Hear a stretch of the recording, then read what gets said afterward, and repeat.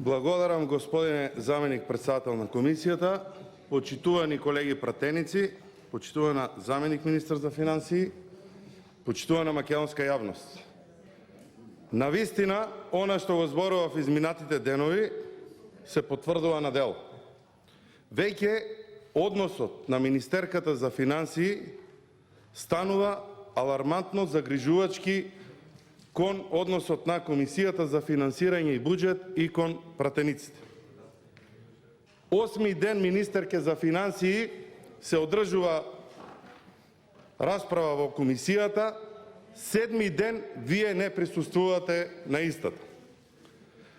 Доколку минатата недела имавме и некое оправдување, а го немавме, да го знаете тоа од самиот почеток, дека примате некоја почесна награда, мислам дека е време веќе да се фокусирате на државата, на сериозноста на улогата која што имате во неа, а тоа е министер за финансии, и да се посветите на она што ви представува дел од вашите работни обврски. Разгледување, дебатирање за амандманите на пратениците по однос на ребалансот за 2019 година.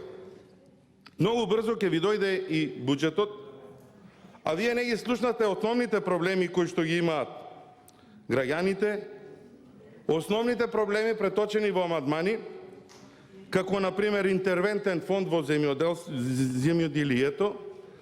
Тоа е тој интервентен фонд кој што вие, односно политичката опција која што ве предложи и ве номинира за министер за финансии, ги ја ветуваше во Република Македонија најмногу за 6 месеци од доаѓањето на власт. Трета година се на власт. Рекреативен центар во Крушино, пречистителна станица Велес, санација на депонија Пробишти, филтри за индустријски капацитети, експресен пат Кочани-Делчево, локални патишта, булевар и мост, аеродром Гази Баба центар, булевар Момин поток до обиколница. Ова се дел од амандманите кои што пратениците во Собранието на Република Македонија ги поднесоа. Вашата политичка опција ги одби, а се барања на граѓаните.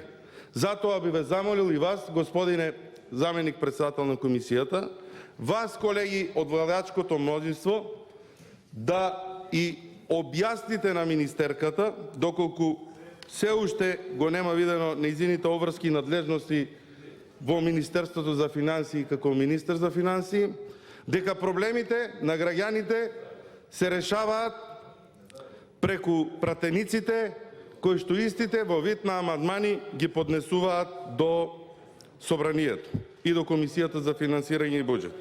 Би замолил и би побарал, доколку е можно, да ја видиме и да не почести со нејзиното присуство министерката за финансии Нина Ангеловска.